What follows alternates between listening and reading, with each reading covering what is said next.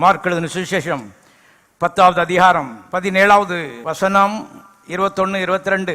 பின்பு அவர் புறப்பட்டு வழியிலே போகையில் ஒருவன் ஓடி வந்து அவருக்கு முன்பாக முழங்கால் படியிட்டு, நல்ல போதகரே, நித்திய ஜீவனை சுதந்திரித்துக் கொள்ளும்படி நான் என்ன செய்ய வேண்டும் என்றான். 21. இயேசு அவனை பார்த்து அவனிடத்தில் அன்பு கூர்ந்து, உன்னிடத்தில் ஒரு குறைவு உண்டு, நீ போய் உனக்கு உண்டானவையெல்லாம் விற்று தரித்திரருக்கு கொடு, அப்பொழுது பரலோகத்தில் உனக்கு பொக்கிஷம் உண்டாயிருக்கும்.